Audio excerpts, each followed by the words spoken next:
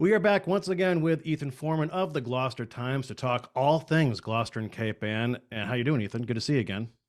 I'm really good. I'm really busy. Gloucester's keeping me spinning like a top. Yeah, this is Chris crash course will not end for you.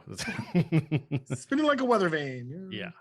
Well, the big headline today had to do with Gloucester Mayor Greg Verga's first budget. You want to talk about that for a bit? Yeah, I mean he presented it to the council on this week. It wasn't a very well attended meeting on Zoom. And it's I guess about a 6% increase. I'm not really sure how that works out to past years. Really haven't taken a deep dive into all the different line items. Mm-hmm. But some of the high level stuff is he's fulfilling a promise I think he talked about during his inaugural of bringing on board a sustainability coordinator. And I think that this makes sense. There looks to be in the budget a $100,000 increase in the community development, but that's across all staff. So I don't think that's for the sustainability coordinator.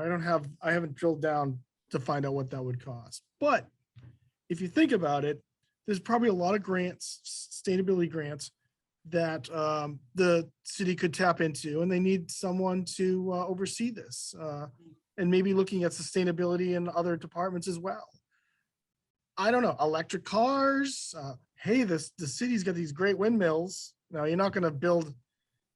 I think the mayor once said to me, you'd have to build like 60 of those things. You're not going to build those. Mm-hmm. But there, who knows? I mean, there's probably a lot of solar panels. I mean, there's things that the sustainability coordinator could do to that position could probably pay for itself, especially with the issues of resiliency. We have to start taking that really seriously because the climate's changing. And so that was one of the high level things that I think he talked about. Yeah, Verga was pretty hardcore about all of that throughout his campaign last year too. Yeah, and they've also, the schools are seeing the school increase is 3% on the operating budget, so well within limits. I mean, they didn't add a ton. What the schools basically did was they were getting grant funding from the federal government, and they moved about 4 positions into the budget, and they're using that federal money for something else like math curriculum. So they're just kind of moving money around, but it makes sense because these positions, including the mental health director and the bus manager, transportation manager in the schools, those make sense. Another position that Mayor Verga wants to add, which makes a lot of sense, is a project manager in the Department of Public Works, because you have the assistant. You need someone to manage a project. So I guess Stage Ford Park is. I haven't gotten into that yet, but I guess Stage Ford Park is a kind of project that you would have someone managing that part. You need really someone to oversee these things on a day-to-day basis. So that I think makes sense. Yeah, and you make a good point, Ethan, because the city's also preparing for the 400 celebration all next year too. Yeah, and the mayor had mentioned, I didn't put it in my, but the mayor did mention that. Yeah. They're going to need someone to keep an eye on that as well. And Ethan, I have a question. So yeah. I understand at this meeting, the city council accepted the $23 million that's coming from the Arbor Funds. They did that actually a couple meetings ago. Oh, okay.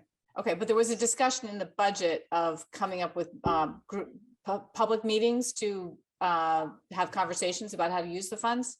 Yeah, that's right. So the mayor, when they accepted the money, the $23 million in ARPA money, coronavirus relief, the city council, that was the city council's only action.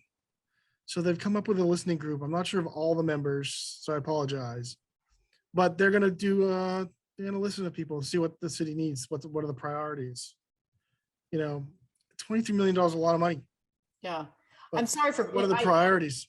I thought this was in the budget, so I'm sorry for asking a question out of context, but it looks like. Oh, no, they talked about it last night. Okay, right. they said one of the things that they want to do is create the night before they want to create a listening. The mayor's creating a listening group. He wants to hear from the residents. Mhm. You know, it's a big pot of money. What do you put it in? It's unfortunately it's a problem with government money. You have a certain amount of time to spend it within a fiscal year, or Mhm. especially federal money. So you got to spend it fast. It's not Right. the game. But you're not going to spend it on operating. You're not going to pay teachers and fire personnel. So they're going to come up with some priorities. Mhm. You know, it's like the city needs a sewer treatment plant, but $23 million won't get you there. Mhm. Could it go for the debt service? Could it be to fix? Could they do fix roads? They're gonna hear from residents.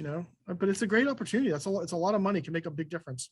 Mhm. Yeah, it is for sure. Okay, thanks for that. I'm sure you'll keep us posted on that story as it unfolds.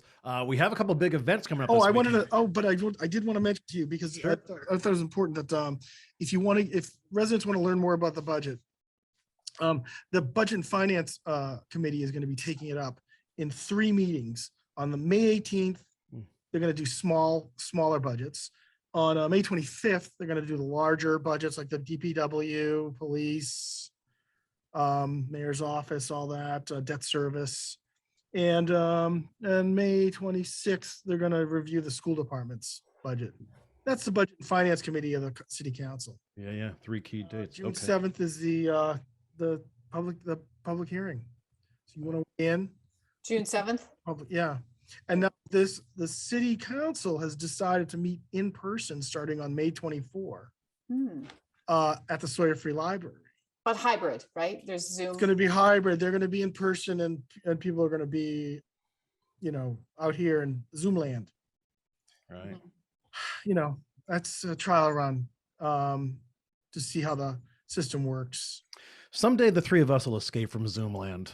I'm not sure when, but yeah, someday. Listen, I know where you guys live. I know where the studio is, and if you want me to come down, oh, we'd love that. Yeah. Yeah. We got to get in there first ourselves. Yeah, we haven't been there, as you can tell. But you got to start. We don't wear masks and sit apart from each other. Yeah. But I just want to let people know, if they're watching, that June 7th is the public hearing, and the date for adoption of the budget is set for June 14th. So there's plenty of time for people to learn about the budget. I should probably zoom into some of these. These are going to go for a long time, these meetings.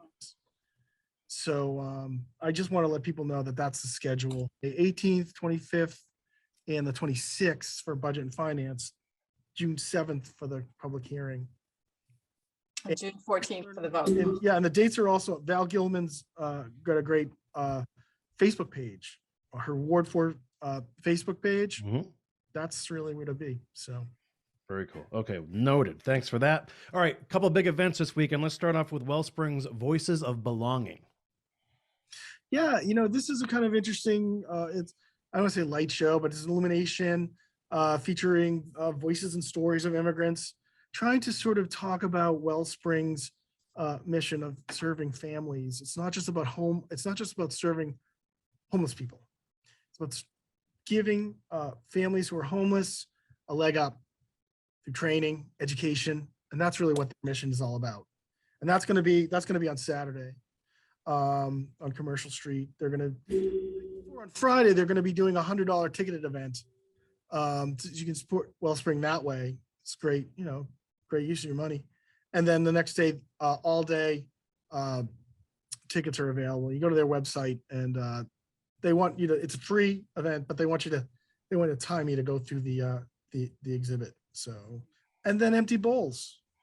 The empty bowl dinner to go. Yeah. Mm-hmm. Yeah. So you get a bowl which reminds people of hunger when they see it, and that people are hungry. And both of these are happening this weekend on Saturday. So it's just a good time. Yeah, you can learn more at foodpantry.org too. And actually, I'm going to be driving through that and showing everyone the route live Saturday afternoon. Yeah, so people do that. It's an awesome event. What's the coolest thing about it as you're driving towards the open door? The stream of volunteers shepherding you in and out and helping along the way. It's pretty amazing. They have a great group of volunteers and awesome staff too. So Very worthwhile Yeah. event. And hopefully, this pandemic gets to the point where we don't have to do the car parades anymore. Yeah. And we can meet in person and eat in person, break bread together. Yeah. So, but I want to, I recommend these two drive-through dinner today. It's Saturday, May 7th, 4 to 6 p.m. And the Wellsprings event is on Saturday all day. Mm-hmm. I just want to mention that Stephanie Benanson, the artist who is producing the Voices of Belonging, has been creating this show for, I think, maybe 4 years now. And Yeah. I saw the first one in Gloucester and it was really moving. It was in City Hall. Everyone laid down on the floor and you saw the lights above and you heard these voices all around you of immigrants. And it was really a very moving event. So thank you, Heather, for pointing that out. Yeah. So, and it's, and she tailors it to each host. So it's the voices of people with, local people. And it's really good. Yeah, because you want to tell the story. They're trying to tell the story of Wellspring. So Right. Exactly. Yeah. So get out and about this weekend, folks, and pitch in. That means you too, Ethan. You can get out of here now and get back to work. Great job as always. And we will catch you in 7 days. Thank you, guys. Appreciate it. So nice to see you. Bye. Interested in a sponsorship? Email sponsor@1623studios.org to learn more.